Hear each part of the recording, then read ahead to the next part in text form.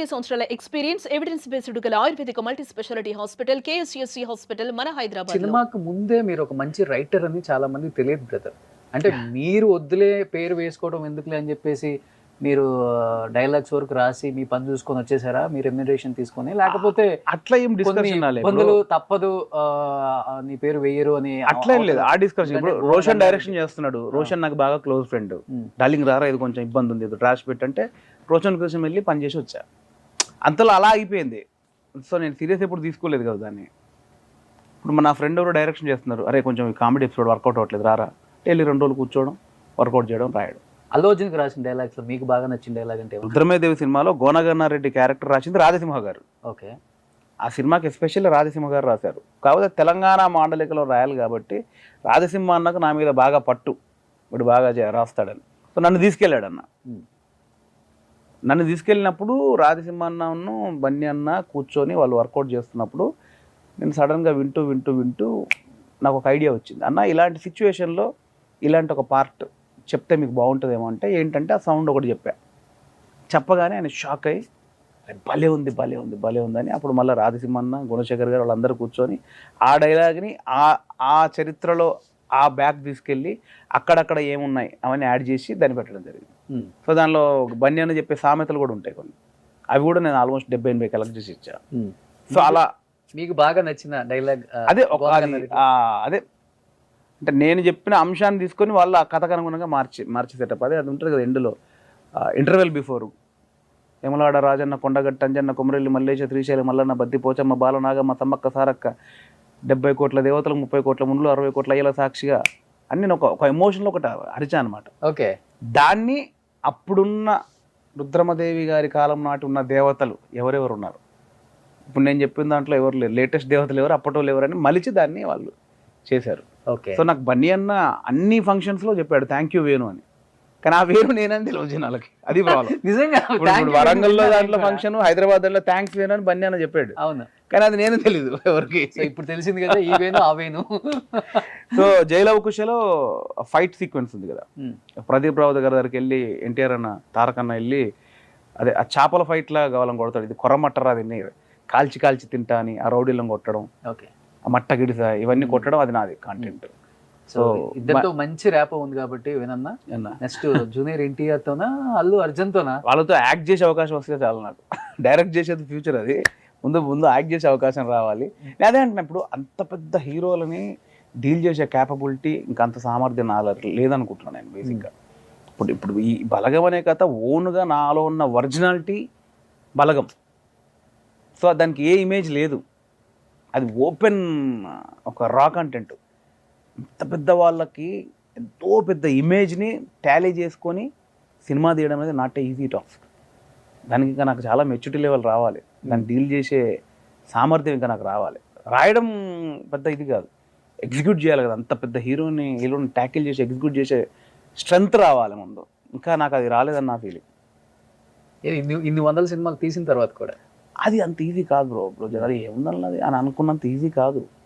ఎందుకంటే వాళ్ళు పెద్ద బ్రాండ్, అది వాళ్ళు ఊరికే కథానాయకుడు కాదు, వాళ్ళు పెద్ద బ్రాండ్స్, వాళ్ళు 100 కోట్ల బ్రాండ్స్, కోట్ల మంది అభిమానుల ఇమేజ్, వాళ్ళందరినీ సాటిస్ఫై చేసి ఈ బ్రాండ్ని మార్కెట్లో అంత అద్భుతంగా వదలాలంటే నాటే ఈజీ టాస్క్.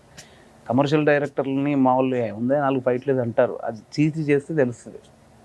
మనం ఏదో కాబట్టి తెలిసింది. ఇప్పుడు మన ఆఫీస్లో కూర్చొని 4 ఫైట్లు 4 పాటలు ఏముందని అంటే కుదరదు.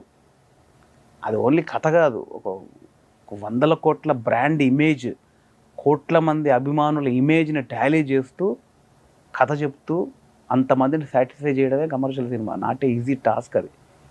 ఎవరు పడతారు 4 సీన్లు రాసేసుకొని 4 పాటలు రాసేసుకొని అంటే కుదరదు. దాని వెనకాల చాలా కత్తి మీద సాము కమర్షియల్ సినిమా వర్కౌట్ చేయాలంటే. పాన్ ఇండియా అని ఊరికే అది అంటే మామూలు జనాల్లో ఉందిరా 4 పాటలు 4 ఫైట్లు అంటారు. That is not easy task. నేను చెప్తున్నాను కదా, దాన్ని డీల్ చేయాలంటే ఇంకా నాకు చాలా శక్తి కావాలి, అనాలిసిస్లోకి వెళ్ళాలి, అది చాలా పెద్ద పని అది.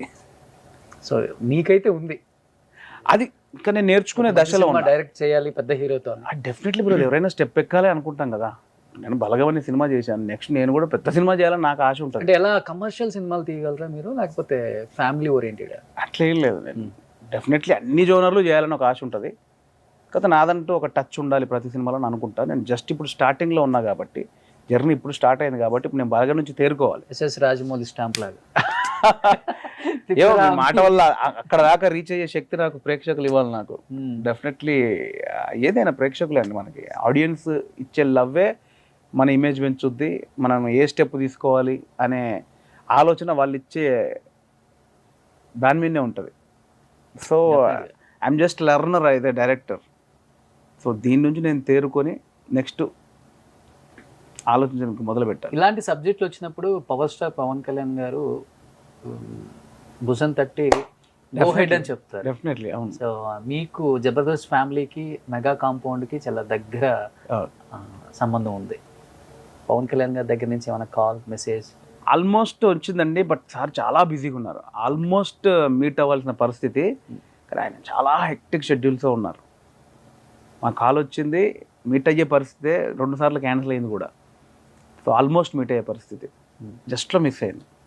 మీ పెన్నుకు ఆ పవర్ కలిస్తే ఎలా ఉంటుంది? ఇది నాకు భయపెట్టకండి మీరు. చెప్పేది కదా, నాకు ముందు ధైర్యం రావాలి, నాకు స్ట్రెంత్ రావాలి. ఓకే, దానికి ఇంకా టైం ఉంది. ఇంకా నేను నేర్చుకునేది చాలా ఉంది డైరెక్షన్లో.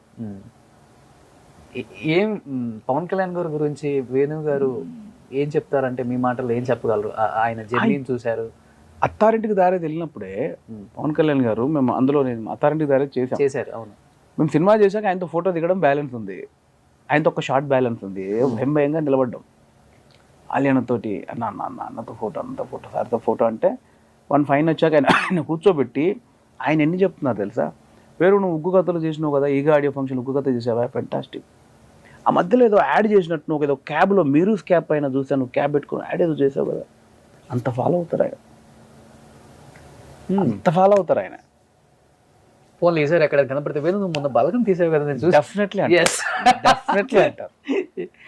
అంటారు. నాకు ఎందుకు సర్దార్ గబ్బర్ సింగ్ అప్పుడు కూడా నాకు ఎంత సపోర్ట్ చేశారు. ఆయన ఒక్కరే నన్ను నాలో కమెడియన్ కాకుండా యాక్టర్ ఉన్నారని ఆయన పసిగట్టి, మీరు సర్దార్ గబ్బర్ సింగ్లో నాకు సీరియస్ క్యారెక్టర్, ట్రౌట్ క్యారెక్టర్, క్లైమాక్స్లో పవన్ కళ్యాణ్ గారికి నేను సపోర్ట్గా ఉంటా.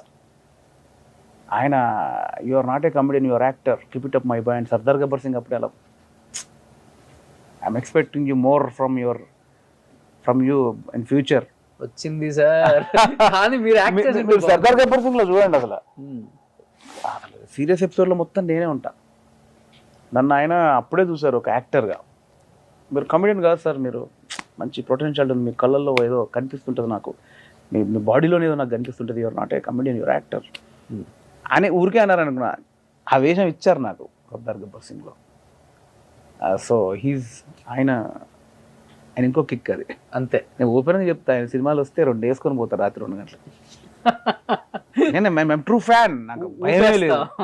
అది పిచ్చిగా అరవాలి అనేది అన్ని సినిమాలు. ఇప్పటికి పవన్ కళ్యాణ్ గారి మూవీస్ రిలీజ్ అయితే అరుస్తూనే ఉంటారా థియేటర్లో? అంతే. అంటే ఒక సెలబ్రేషన్ మూమెంట్ ఉంటుందండి నాకు. లిటరల్గా 2-3 సినిమాలకు అయితే మేము మధ్యాహ్నం 10 గంటల నుంచి చింపడాలు స్టార్ట్ చేసి ప్రిపరేషన్ చేసి అవన్నీ రెడీ చేసుకుని పోతాం. అదొక చిన్న ఫ్యాన్ బేస్ మూమెంట్ లాగా. అంటే ఇప్పుడు హోలీ ఎట్లుంటుంది, హోలీకి అందరే రండి మనం అక్కడికి వెళ్ళి ఆడాలి చేయాలి ఉంటుంది కదా, ఆ ప్రిపరేషన్ ఉంటుంది.